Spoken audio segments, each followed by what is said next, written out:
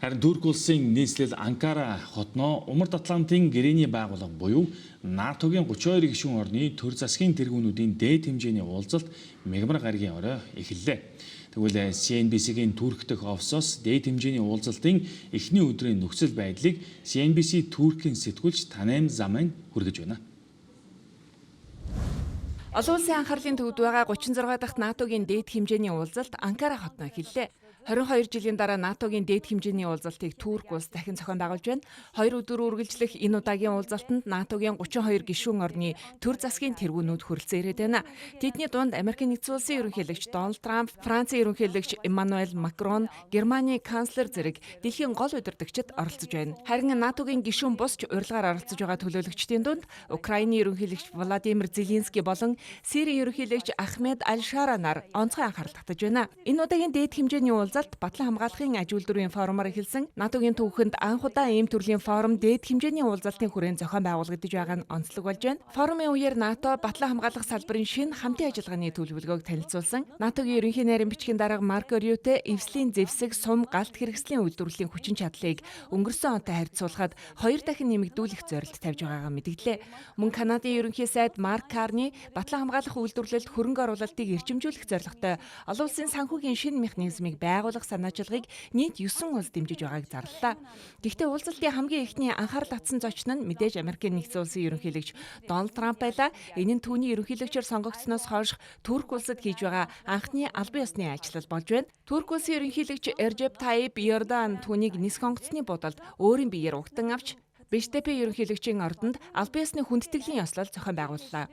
Трампын энэ удаагийн оролцоо нь НАТОг удаа шүүмжилж ирсэн түүний байр суурийн хүрээнд онцгой ач холбогдолтой гэж ажиглагчид үзэж байна. Тэрээр өмнө нь Америкийн нэгдсэн улс НАТОгийн аюулгүй байдлын гол ачааг дангаараа үүрч байгаа хэмээн шүүмжилж Европын холбоотнууд Батлан хамгаалахын зарлаа нэмэгдүүлэхгүй бол Америкийн нэгдсэн улс өмнөх шигээ дэмжлэг үзүүлэхгүй гэж олон удаа мэдэгдэж байсан юм. Иймээс энэ удаагийн дээд хэмжээний уулзалтанд Дональд Трамп оролцох хэсэг нь сүүлийн өдрүүдэд хамгийн их анхаарал татсан асуудлын нэг байлаа.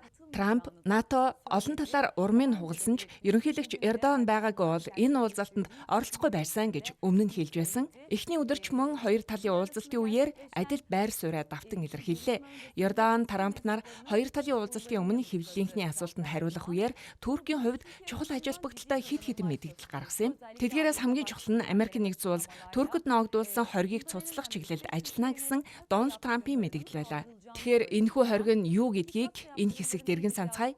Эдгээр хоргийг Турк улс 2020 оны 12 дугаар сард Орос улбаны улсаас С-400 агаарын довтлогоноос хамгаалах пуужингийн систем худалдаа авсны дараа Америкийн нэгдсэн улсаас хэрэгжүүлж эхэлсэн юм. Үүний зэрэгцээ Туркийг F-35 хүлгэн онгоцны хамтарсан хөтөлбөрөөс хассан юм а. Үүнээс хойш хоёр улсын хооронд энэ асуудлаар идэвхтэй дипломат яриа хэлэлцээ өрнөж ирсэн ч Америкийн нэгдсэн улсын ерөнхийлөгч өмнө нь ийм тодорхой байр суурийг огт илэрхийлж байгаагүй юм. Мэдээж CAATSA-гийн хоргийг бүрэн цуцлахын тулд Америкийн нэгдсэн улсын конгрессийн зөвшөөрөл шаардлагатай. Гэсэн хэдий ч ерөнхийлөгч Трампын ийм мэдэгдэл хийсэн нь улс төрийн хувьд чухал тохио болж байна. Харин F-35 хөтөлбөрийн талаар Трамп эцсийн шийдвэр гаргана гэж мэдгдсэн. Ерөнхийлөгч Ердоган өмнө нь энэ асуудлыг хэлэлцэж байсан бөгөөд 5 онгоцны талаар амлалт авсан гэж хэлсэн юм а. Трамп тодорхой амлалт өгөөгүй ч хэрвээ та онгоц худалдаж авсан бол тэдгээрийн засвар үйлчилгээ нь бидний хариуцлага. Энэ асуудлыг бид судалж үзнэ хэмээн мэдгдсэн юм а. НАТОгийн дээд хэмжээний уулзалтаас гарах шийдвэр мэдээллүүдийг санхүүгийн зах зээлүүд ч анхааралтай ажиглаж байна. Одоогоор дэлхийн зах зээлүүд уулзалтын өмнө бүрэн мэдэгдээгүй байгаа ч Туркийн хөрөнгийн биржид тодорхой хэмжээний өсөлт ажиглагдаж байна. НАТОгийн удирдлагын үндсэн хуралдаан өнөөдөр болох бөгөөд дээд хэмжээний уулзалтын хамгийн чухал өдөр гэж үзэж байна. Уулзалтын төгсгөлд гарах шийдвэрүүд болон удирдагчдын мэдээллүүд нь цаашдын олон улсын харилцаа, аюулгүй байдлын бодлого төдийгүй санхүүгийн зах зээлийн хувьд ч чухал чиглэл тогтоох төлөвтэй байна. Hem piyasalar hem de diplomasi açısından belirleyici olacak. НАТОгийн гишүүн орнуудын дунд маргаан дагуулад байгаа өөр нэг сэдэв болох Дайн улсын өөртөө засах нутаг болох Гренланд арал дахин нэг удаа анхаарлын төвд орлоо. Тодорхойлбол ерөнхийлөгч Дональд Трамп Гренландыг Америк нэгдсэн улс хянах ёстой гэсэн байр сууриаг дахин илэрхийлсэн байна. Гренланд Дайнд ямар ч ашиггүй. Данж гэсэн Гренландыг хөгжүүлэхийн төлөө хангалттай хөрөнгө зарцуулдаггүй. Харин Гренланд Америк нэгдсэн улсын хувьд стратегийн маш чухал газар. Тэнд Хятадын болон Оросын хөлөг онгоцууд чөлөөтэй эргэлдэж байна. Ийм нөхцөл байдлыг бид хүлээмжшөөрөхгүй. Гренланд Америк нэгдсэн улсын хяналтад байх ёстой болохоос биш Дайны мэдэлд байх ёсгүй. Гэвч Дайн үүнийг зөвшөөрөхөөс татгалцсан. Тэгсэн атла бид тэдэнд Оростой холбоотой аюулгүй байдлын асуудлаар асар их мөнгө зарцуулж тусалсаар байна. Үүн дээр бид тэгэгч шаардлагагүй. Хэрв хүсвэл Европ дахь бүх зэрэгж татан гаргаж чадна. Даны улсын өөртөө засах нутаг болох Гренланд нь хойд мөсөн далай болон хойд Атлантын далайн уулзуурт оршдог стратегийн байршилтай учраас Америк нэгдсэн улс болон Оросын холбооны улс болоод бүгд найрамдах Хятад ард улсын геополитикийн өрсөлдөөний төвд тооцогддог.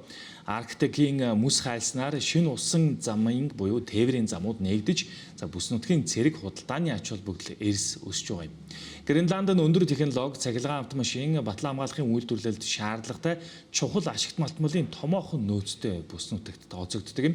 Одоогийн байдлаар нийт 1.5 сая тонн батлагдсан нөөцөөрөө дэлхийн хамгийн их ашигт малтмалын нөөцтэй буюу байгалийн ховор элементийн нөөцтэй жагсаалтад 8 дугаарт орж байгаа юм. Энэ бүгд найрамдах Хятад ард улсаас хэд хамааралтай нийлүүлэлтийн сүлжээг төрөлжүүлэх Америк нэгдсэн улсын зорилготой шууд утгаараа нийцэж байгаамаа. Мөн Америк нэгдсэн улсын Гренландад байршилтай агаарын бааз нь Фужингийн довтлогоноос эрт сэрэмжлүүлэх, сансрын тандалд Арктикийн бүсийн батлан хамгаалахад чухал үүрэг гүйцэтгэдэг байна. Гэсэдэж шинжээчид Гренландын эрсдэс уур амьсгал, дэд бүтцийн хомсдол, байгаль орчны хатуу зохицуултын улмаас ашигт малтмалын олборлтыг богино хугацаанд өргөжүүлэхэд хүндрэлтэй хэвээр байгааг мөн онцолсоор байна.